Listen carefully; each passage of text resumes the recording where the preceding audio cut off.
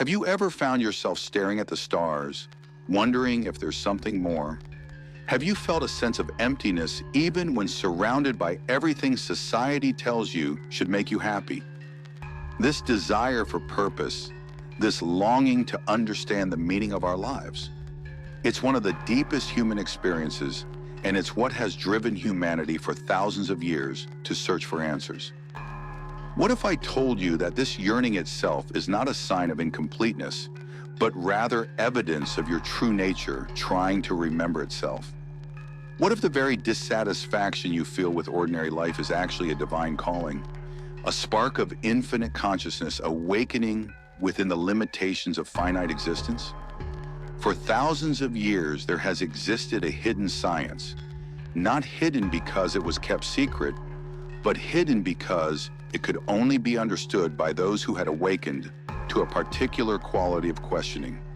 This science doesn't study the outer world of matter and energy, but the inner world of consciousness and divine purpose. The ancient mystics called it Kabbalah, the science of receiving divine light. But let's pause for a moment. Before we dive into ancient wisdom, let's examine what's happening right now. As you listen to these words, something is aware of them.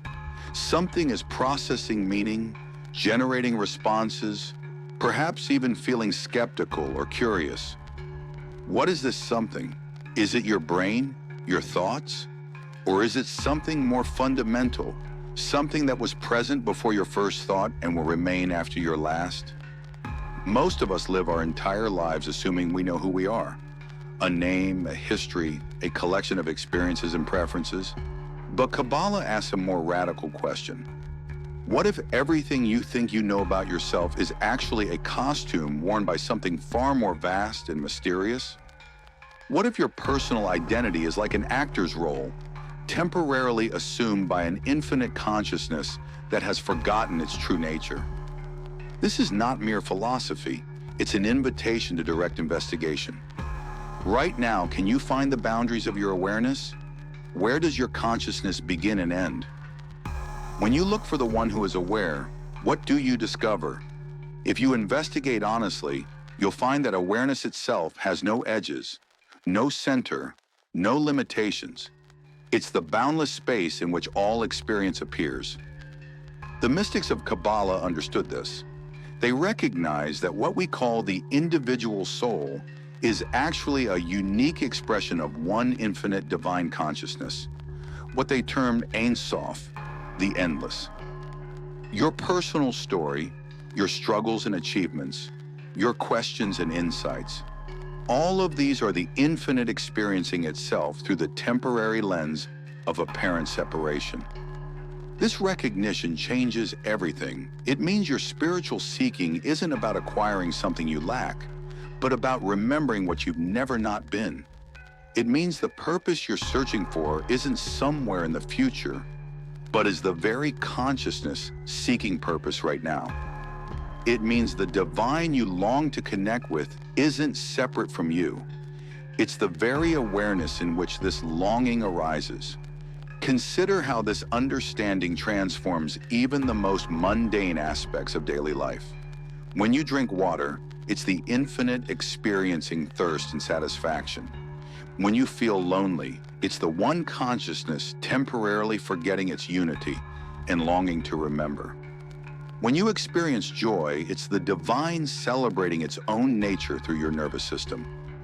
Every sensation, every emotion, every thought becomes a sacred expression of the one playing hide and seek with itself. The 16th century Kabbalist Isaac Luria taught that this divine game of concealment and revelation serves a profound purpose. Through experiencing apparent separation, limitation, and challenge, consciousness develops capacities it could never develop while remaining in undifferentiated unity. Compassion can only emerge through encountering suffering. Courage only develops in the presence of fear. Love deepens through temporary experiences of loss. So as we embark on this exploration of Kabbalah's mysteries, we're not learning about something external. We're investigating the deepest truth of what you are. Every concept we explore, Every insight we uncover is actually consciousness recognizing itself more clearly. The ancient texts speak of this as the soul's journey home. But home is not a distant destination. It's the recognition that you've never left. At the heart of Kabbalah lies a profound paradox that mirrors the deepest mystery of existence itself: the dynamic relationship between receiving and giving, between emptiness and fullness, between the finite and the infinite. This isn't merely a philosophical concept. It's the fundamental force that creates and sustains all reality. Imagine, if you can, a state before time, before space, before anything we could recognize as existence. The Kabbalists describe this as Ein Sof, the endless, boundless divine light that knows no limitations, no boundaries, no lack. But here's the mystery: how does infinite perfection create anything at all? If divinity is complete, what could motivate creation? The answer, according to Kabbalah, lies in the nature of divine love itself. The infinite didn't create because it needed something, but because the very essence of divine consciousness is to give, to share, to bestow boundless goodness. Picture a wellspring that naturally overflows, not because it must, but because overflowing is its nature. The divine creates not from lack, but from abundance so complete that it cannot help but pour forth. But here's where the mystery deepens. For there to be true giving, there must be authentic receiving. And for there to be authentic receiving, there must be a genuine desire to receive. So the first act of creation was the emergence of what Kabbalists call the will to receive, a consciousness capable of wanting, of experiencing lack, of yearning for fulfillment. This original receiver, often called the vessel, was created with an infinite capacity for divine light. Imagine a consciousness that could contain all of divine goodness, experiencing perfect bliss, unlimited wisdom, and complete unity with the source. For a timeless moment, this vessel existed in paradise, receiving everything, needing nothing, experiencing pure fulfillment. But within this perfection, something unexpected awakened. The vessel began to recognize not just the pleasure it was receiving, but the nature of the giver. It saw that the divine was not just a source of good things, but was essentially a giver. And this recognition sparked a profound question. What is the purpose of my existence? Why do I only receive? Could I somehow become like the giver? This moment represents one of the most profound insights in all of mystical literature. True fulfillment, the vessel realized, couldn't come from passive receiving alone. There had to be active participation, conscious choice, the opportunity to give rather than merely take. The vessel wanted to earn its pleasure, to become a partner in creation rather than simply a recipient of divine grace. What happened next is described in Kabbalah as the breaking of the vessel.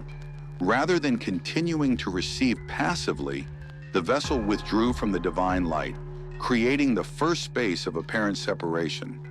This wasn't a mistake or a failure. It was the beginning of the most extraordinary experiment in consciousness, the possibility of free will, genuine choice, and earned fulfillment. But when the vessel withdrew, it couldn't maintain its integrity under the intensity of divine light it had contained. It shattered into countless fragments, each carrying a spark of divine light, but now experiencing itself as separate, incomplete yearning.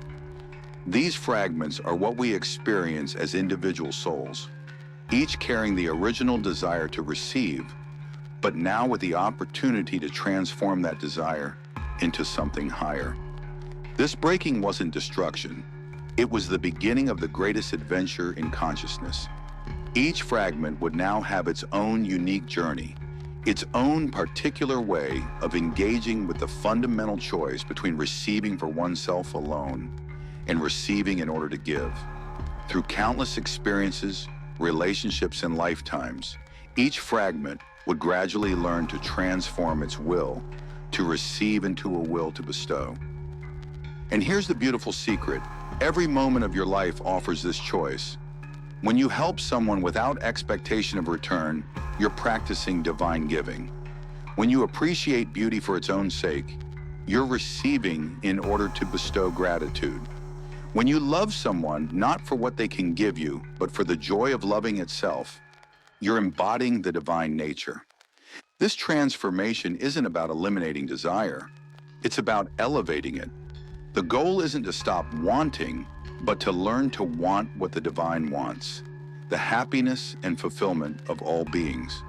When your personal desires align with this universal benevolence, you stop being a fragment and remember your true nature as a unique expression of the infinite. Think about moments in your own life when you've experienced this transformation. Perhaps it was holding a newborn child, when your heart opened to pure giving without any thought of return. Maybe it was in nature, when you felt so overwhelmed by beauty that you had no choice but to give back through gratitude and awe. Or perhaps it was during a crisis, when you spontaneously acted to help others without calculating what you might gain. In these moments, you weren't trying to become spiritual. You were simply expressing your true nature.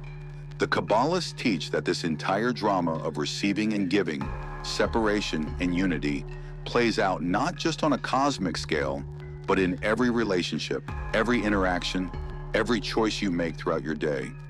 Each moment offers the opportunity to choose between the contracted consciousness of receiving only for yourself and the expanded consciousness of receiving in order to give.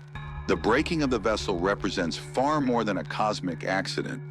It's the birth of consciousness as we know it, the emergence of individuality from unity, and the beginning of the greatest spiritual adventure ever conceived. But to understand the true meaning of this shattering, we must look beyond the metaphor to see how it plays out in the very structure of your daily experience. When the original vessel could no longer contain the infinite light it was receiving, its fragmentation created what Kabbalists call sparks, points of divine consciousness clothed in what appears to be separate existence. These sparks are not lesser forms of divinity. They are divinity itself, experiencing itself through the lens of apparent limitation. Every human soul is such a spark, carrying within it the full potential of divine consciousness, while appearing to be bound by the constraints of individual existence. But here's what makes this understanding revolutionary. The sparks weren't scattered randomly. Each one carries a specific tikkun, a unique correction or completion that only it can accomplish. Your particular combination of talents, challenges, relationships, and circumstances isn't accidental. It's precisely designed to awaken the specific aspect of divine consciousness that you are meant to embody and express. Think about your own life for a moment. The patterns that keep recurring, the challenges that seem to follow you, the particular ways you're gifted, and the specific ways you struggle. All of these are part of your spiritual curriculum. They're not obstacles to your spiritual development. They're the very means by which your spark awakens to its true nature and purpose. The Kabbalists teach that each spark contains what's called a point in the heart, a divine dissatisfaction that can never be filled by worldly pleasures or achievements. You may have felt this as a persistent sense that something is missing, even when life appears to be going well. This isn't a flaw in your personality. It's the divine spark within you calling for recognition and expression. This point in the heart typically awakens through what appears to be suffering or limitation. The very experiences we try to avoid, failure, loss, disappointment, confusion, often serve as catalysts for spiritual awakening. When our ordinary strategies for happiness prove insufficient, when our attempts to control life break down, when we're forced to question our assumptions about reality, the point in the heart begins to stir. But awakening the spark is only the beginning. The real work lies in what Kabbalists call raising the sparks. The process of recognizing the divine light hidden within every experience, every relationship, every challenge. This isn't about positive thinking or spiritual bypassing. It's about developing the capacity to see beyond appearances, to the underlying unity that connects all things. Consider how this works in practical terms. When you encounter someone who irritates you, the conventional response is to either avoid them or try to change them. But from a Kabbalistic perspective, this person is presenting you with a specific opportunity to practice unconditional love. They're not an obstacle to your peace. They're a mirror reflecting the parts of yourself that still need healing. The spark within them is calling to the spark within you, even if both of you are unconscious of this deeper dynamic. Similarly, when you face a difficult situation, whether it's financial stress, health challenges, or relationship conflicts, the question isn't how to escape the difficulty, but how to find the divine light hidden within it. Every challenge contains a gift. Every problem carries a solution. Every darkness conceals a unique form of illumination. The key is developing what the mystics call divine vision, the ability to see beyond the surface drama to the deeper purpose unfolding. This process of raising the sparks is both individual and collective. As you work to awaken the divine light within your own experiences, you're simultaneously contributing to the healing of the entire cosmos. The Kabbalists understood that all souls are interconnected at the deepest level. When one spark awakens to its true nature, it makes it easier for all others to do the same. This is why your personal spiritual work is never merely personal. Every moment of genuine love, every act of authentic giving, every recognition of divine presence in ordinary life contributes to what Kabbalists call the repair of the world, the gradual restoration of unity consciousness that will ultimately heal the original shattering. The sparks are not broken pieces waiting to be fixed. They are whole expressions of infinite consciousness, temporarily playing the role of separation in order to discover the joy of conscious reunion. Your awakening isn't about becoming something you're not. It's about remembering what you've always been and choosing to express it fully in the world of apparent separation. Each time you choose love over fear, giving over taking, trust over control, you're not just improving your personal life, you're participating in the cosmic process of healing. You're helping to restore the divine unity that was never truly broken, only temporarily concealed by the appearance of separation. The 18th century Kabbalist known as the Baal Shem Tov taught that the sparks are hidden everywhere, in every person you meet, every situation you encounter, every moment of your experience. The spiritual path is learning to recognize these hidden sparks and to respond to them with the love and wisdom they deserve. When you can see the divine light in someone who appears to be your enemy, when you can find the gift in circumstances that seem purely difficult, when you can recognize the sacred in the mundane, you're fulfilling your unique purpose as a divine spark awakening to its own nature. One of Kabbalah's most profound insights is that consciousness itself exists in layers, each representing a different quality of divine awareness, manifesting through increasingly complex forms. These levels aren't hierarchical in the sense that higher is better, but rather represent different degrees of conscious participation in the divine creative process. Understanding these levels reveals both where you are in your spiritual development and where your consciousness is naturally evolving. The first level, called domem, or silent, represents the consciousness embedded in what we call inanimate matter. Don't mistake this for unconsciousness. Every atom, every stone, every grain of sand carries divine awareness, but in its most contracted form. At this level, consciousness is perfectly stable, unchanging, aligned with divine will, but without the capacity for choice or individual expression. The mountains and oceans embody this consciousness, majestic, eternal, serving their cosmic purpose without question or deviation. This level teaches us about the foundation of spiritual life, the capacity for stability, groundedness, and alignment with natural law. When you feel scattered or confused, reconnecting with this level of consciousness through time and nature can restore your sense of inner stillness. The consciousness of stones reminds us that beneath all the complexity of human experience lies an unshakable foundation of divine presence.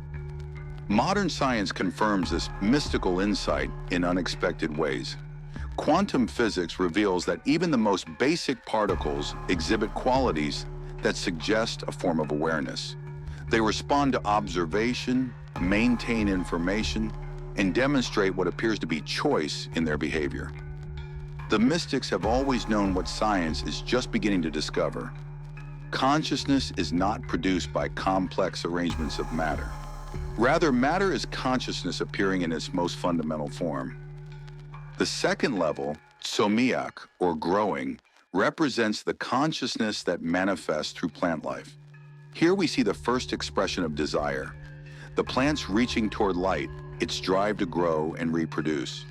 But this desire is still completely aligned with divine will. The plant never struggles against its nature or tries to become something other than what it is. There's a profound teaching here about authentic spiritual growth. It happens naturally when consciousness is aligned with its source, just as a flower opens automatically when it receives sufficient light. Plants also demonstrate the principle of receiving in order to give. They take in carbon dioxide and sunlight, not just for their own sustenance, but to produce oxygen and food for other forms of life. This is consciousness beginning to express the divine quality of giving, though still unconsciously. In your own spiritual development, this level represents learning to align your personal desires with the larger flow of life, allowing your natural talents and inclinations to serve not just yourself, but the whole. Watch how a tree grows, and you'll understand something essential about spiritual development. It doesn't strain to become taller. It simply remains receptive to light and nutrients, and growth happens naturally. It doesn't compete with other trees. It finds its unique place in the ecosystem and contributes its particular gifts. When you align with this level of consciousness, you stop forcing your spiritual development and start allowing it to unfold organically. The third level, chai, or living, emerges in animal consciousness. Here we find individual awareness, emotional responsiveness, and the beginning of choice, though still guided primarily by instinct. Animals demonstrate loyalty, playfulness, protective care, and even forms of love. They respond to their environment with increasing sophistication, forming bonds and making decisions based on feeling and intuition. This level of consciousness teaches us about the importance of emotional intelligence and intuitive wisdom. Animals don't overthink their responses. They trust their felt sense of what serves life and what threatens it. In human spiritual development, this level represents learning to trust your heart's guidance, to act from authentic feeling rather than from psychological conditioning, and to develop the kind of loyalty and devotion that animals show naturally. Consider how a dog loves completely without reservation, without keeping score of how much love they've received in return. Or observe how birds know exactly when and where to migrate, following an inner compass that never fails them. This is consciousness operating through direct knowing rather than mental analysis. When you learn to trust your own inner compass with this same simplicity and directness, you're embodying the wisdom of this level. The fourth level, metabur, or speaking, represents human consciousness, but not just ordinary human consciousness. This is consciousness that has awakened to its divine nature and can articulate the wisdom it has gained. The capacity for speech represents the ability to create reality through the power of the word, to communicate divine truth, and to participate consciously in the cosmic creative process. At this level, consciousness becomes capable of questioning its own nature, of recognizing its divine source, and of choosing to align itself with the highest good. This is where free will emerges in its fullest form, not just the ability to choose between options, but the capacity to choose your fundamental orientation toward existence itself. You can choose to live from fear or love, from separation or unity, from receiving for yourself alone or receiving in order to give. The power of speech at this level isn't just about words, it's about consciousness expressing itself creatively. Every work of art, every scientific discovery, every act of authentic communication is consciousness speaking itself into new forms. When you speak from this level, your words carry the power to heal, to inspire, to awaken others to their own divine nature. But there's a fifth level that Kabbalah hints at, Adam, or the fully realized human being.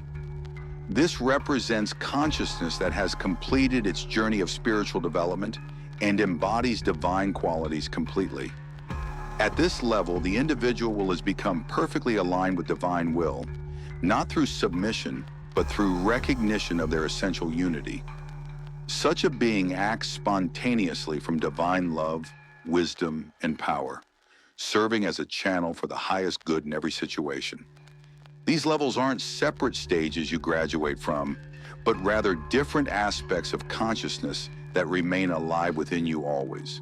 In any given moment, you might find yourself operating from the stability of mineral consciousness, the natural growth of plant consciousness, the emotional responsiveness of animal consciousness, the creative articulation of human consciousness, or the divine embodiment of realized consciousness. The key insight is that spiritual development isn't about eliminating the lower levels, but about integrating them consciously. Your body carries the wisdom of mineral consciousness in its bones and cellular structure. Your life force embodies plant consciousness in its natural rhythms and growth patterns. Your emotional nature carries animal wisdom in its intuitive responsiveness. And your capacity for conscious choice and creative expression represents the unique gift of human consciousness. The spiritual path is learning to conduct this orchestra of consciousness harmoniously, allowing each level to contribute its unique gifts while being guided by the highest wisdom available to you in each moment. When all levels work together in conscious harmony, you become a complete expression of divine consciousness in human form. Kabbalah is often called the science of the soul because it approaches spiritual development with the same rigor and systematic methodology that characterizes genuine scientific inquiry. Unlike belief systems that require faith in unprovable doctrines, Kabbalah invites direct experimentation with consciousness itself, offering tools for testing spiritual hypotheses through immediate experience. The fundamental premise of this science is that consciousness operates according to discoverable laws, just as the physical universe operates according to natural laws. These spiritual laws aren't arbitrary rules imposed by external authority, but rather descriptions of how consciousness naturally functions when it's aligned with its true nature. By understanding and working with these laws, you can reliably transform your inner state and your experience of reality. The first law of this inner science is the law of equivalence of form. This principle states that spiritual connection occurs between consciousness that shares the same qualities. Just as two tuning forks of the same frequency will resonate with each other, two forms of consciousness that embody similar qualities will naturally connect and influence each other. This explains why you feel immediately comfortable with some people and inexplicably uncomfortable with others. You're responding to the quality of consciousness they embody, not just their external personality. This law has practical implications for spiritual development. If you want to experience divine love, you must cultivate love within yourself. If you want to connect with divine wisdom, you must develop genuine discernment and understanding. If you want to experience divine peace, you must learn to embody equanimity in your daily responses. You cannot receive what you are not prepared to recognize and embody. Consider how this law operates in your daily life. When you're in a state of anxiety, you tend to notice and attract anxious people and situations. When you're feeling grateful, you naturally connect with others who appreciate life's gifts. When you're angry, you seem to encounter more things to be angry about. This isn't coincidence. It's consciousness naturally resonating with similar frequencies. The second law is the law of cause and effect in the spiritual dimension. Every thought, emotion, and action creates spiritual consequences that eventually return to you. But unlike karma, as it's commonly understood, this isn't about punishment and reward. It's about consciousness naturally attracting experiences that serve its evolution. When you act from love, you create conditions that allow more love to flow through your life. When you act from fear, you strengthen the very patterns that generate more fear. This law reveals why spiritual practices work. Meditation doesn't create calm states. It reveals the calm awareness that's always present beneath the noise of mental activity. Prayer doesn't convince God to help you. It aligns your consciousness with divine will, allowing that help to be received. Study of sacred texts doesn't fill you with wisdom. It awakens the divine intelligence that's your true nature. Understanding this law transforms your relationship with difficulty. Instead of asking, "Why is this happening to me?"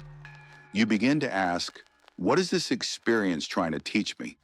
And how can I respond in a way that serves my highest evolution?" Every challenge becomes an opportunity for spiritual development rather than evidence of cosmic unfairness. The third law is the law of gradual development. Consciousness evolves through specific stages that cannot be skipped or rushed. Just as you cannot teach calculus to someone who hasn't learned basic arithmetic, certain spiritual realizations can only occur when consciousness has developed the capacity to receive them. This is why authentic spiritual traditions emphasize gradual development, proper preparation, and respect for natural timing. This law explains why forced spiritual experiences, whether through drugs, extreme practices, or premature exposure to advanced teachings, often create instability rather than genuine growth. The nervous system and the subtle energy bodies need time to develop the capacity to handle higher states of consciousness safely and sustainably. It also explains why spiritual development often involves apparent setbacks or periods of plateau. Just as physical exercise requires rest periods for muscles to integrate new strength, spiritual growth requires integration time for consciousness to absorb and stabilize new insights. What looks like stagnation is often preparation for the next level of development. The methodology of this inner science involves what Kabbalists call spiritual work, systematic practices designed to refine consciousness and align it with divine qualities. This work has three main components: study, service, and surrender. Study involves both intellectual investigation of spiritual principles and direct contemplation of your own consciousness. You learn to observe your thoughts, emotions, and reactions with scientific objectivity, noting patterns and testing different approaches to see what actually transforms your inner state. This isn't passive reading, but active experimentation with consciousness itself. The Kabbalists develop sophisticated practices for this inner observation. They learn to recognize the difference between thoughts that arise from divine inspiration and those that come from ego-driven conditioning. They studied how different emotions affect the quality of consciousness and how to cultivate states that allow divine light to flow more freely. This internal research is far more precise and revealing than any external scientific investigation. Service means dedicating your actions to something greater than personal benefit. When you work, create, or relate from a genuine desire to serve the highest good, you naturally align with divine consciousness, which is essentially selfless love in action. Service transforms ordinary activities into spiritual practices and ordinary relationships into opportunities for divine connection. But service in this context doesn't mean self-sacrifice or martyrdom. True service emerges naturally when you recognize that your individual well-being and the well-being of the whole are not separate. When you serve from this recognition, you're not depleting yourself, but expressing your deepest nature. The service becomes effortless and joyful because it's aligned with who you really are. Surrender represents the recognition that the ego mind cannot create genuine spiritual transformation through effort alone. At crucial moments, you must release the need to control outcomes and allow divine wisdom to operate through you. This isn't passive resignation, but active trust in the intelligence that guides all of existence. Surrender is perhaps the most misunderstood aspect of spiritual practice. It's not about becoming passive or giving up your individuality. It's about recognizing that your individual will is most powerful when it's aligned with divine will. Like a river that finds its greatest force by following the natural course of the landscape, your personal will becomes most effective when it flows in harmony with the deeper currents of existence. What makes this a genuine science is that the results are verifiable through direct experience. As you apply these principles consistently, you'll notice measurable changes in your inner state: increased peace, clearer perception, deeper compassion, and more authentic responses to life's challenges. Other practitioners of this science will recognize these changes in you, just as scientists can verify each other's experimental results. The ultimate goal of this science is not to accumulate spiritual experiences or achievements, but to realize your essential nature as divine consciousness itself. When this recognition stabilizes, you stop being a seeker of truth and become a living expression of it. The entire journey of consciousness through apparent separation, individual development, and spiritual awakening ultimately leads to one recognition: there was never any real separation to begin with. What we call return is actually the dropping away of the illusion that we were ever apart from the divine source. This isn't a future achievement, but a present possibility, available in any moment when the mind stops creating the story of separation. Yet this return isn't a return to the original unconscious unity that existed before the breaking of the vessel. It's an awakening to conscious unity, oneness that includes and transcends the entire journey of apparent separation. Having experienced themselves as individuals, having learned to choose love over fear and giving over receiving, consciousness returns to unity with the full richness of all that has been learned and integrated. This conscious unity is what Kabbalists call the world to come, not a future time or place, but a present recognition of reality as it actually is when perceived through divine consciousness.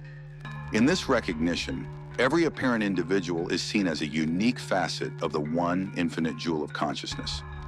Every experience, whether pleasant or challenging, is recognized as a perfect expression of divine intelligence guiding consciousness toward greater love and wisdom. The practical implications of this recognition are profound. When you know yourself as divine consciousness temporarily appearing as a human being, your entire relationship with life transforms. You stop defending an identity that was never real and start expressing the love that's your true nature. You stop trying to get something from life and start giving the gifts that you are. You stop feeling separate from others and start recognizing the one consciousness looking out through every pair of eyes. This doesn't mean losing your unique personality or becoming a bland universal consciousness. Rather, your individuality becomes a clear expression of one particular quality of the infinite. Like instruments in an orchestra, each soul plays its unique part while participating in the greater symphony of divine expression. The return to oneness reveals the ultimate purpose of the entire cosmic drama. The infinite wanted to know itself completely, not just as undifferentiated unity, but as unity that had experienced and integrated multiplicity.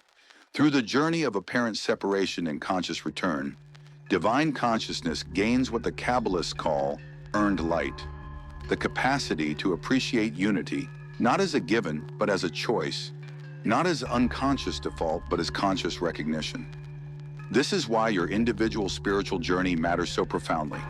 You're not just working on personal development, you're participating in the cosmic process by which consciousness knows itself more completely. Every moment of authentic love, every choice to serve rather than to take, every recognition of divine presence in ordinary life contributes to the infinite's self-understanding. In practical terms, living from this recognition means approaching each day as a divine being, playing the temporary role of a human individual. Your work becomes service to the whole. Your relationships become opportunities to love the one appearing as many. Your challenges become invitations to demonstrate divine qualities like patience, compassion, and wisdom. The ancient Kabbalists spoke of tzaddikim, fully realized beings who had completed this return to conscious unity while still living in human form. These weren't superhuman figures removed from ordinary life, but individuals who had learned to embody divine consciousness so completely that their every action served the highest good. They showed that it's possible to live in the world while being fully awake to your divine nature. This recognition doesn't arrive as a sudden, permanent achievement. It deepens gradually through countless moments of remembering and forgetting, of clarity and confusion, of connection and apparent separation. Each time you choose love over fear, each time you recognize the divine in another person, each time you act from wisdom rather than reactivity, you're strengthening this recognition. For the next 24 hours, I invite you to experiment with this recognition. Move through your day as if you're divine consciousness, temporarily wearing the costume of your personal identity. When you interact with others, silently acknowledge the divine consciousness looking out through their eyes. When challenges arise, ask what gift this situation offers for your spiritual development. When you feel love or appreciation, recognize it as divine love flowing through your individual nervous system. If this understanding resonates with something deep within you, know that this resonance itself is the divine recognizing itself. Share your insights and experiences with others who are ready to receive them. Remember that your awakening serves not just your individual evolution, but the healing of the entire cosmic structure of consciousness. The return to oneness isn't the end of the story. It's the beginning of conscious participation in the eternal dance of divine creativity. From this recognition, you become a co-creator with the infinite, a unique expression of divine love, serving the awakening of all consciousness to its true nature. The science of the soul reveals that what you're seeking is what you've always been. The journey home is the recognition that you never left. The divine you long to unite with is the very awareness longing for that unity. Welcome home to yourself. In this homecoming, you discover that every step of the journey was necessary. Every apparent mistake was actually divine guidance in disguise. Every moment of separation was secretly deepening your appreciation for unity. The return to oneness includes everything, rejects nothing, and transforms all experience into expressions of divine love. This is the ultimate teaching of Kabbalah. You are not separate from the infinite source you seek. You are that source, temporarily forgetting itself in order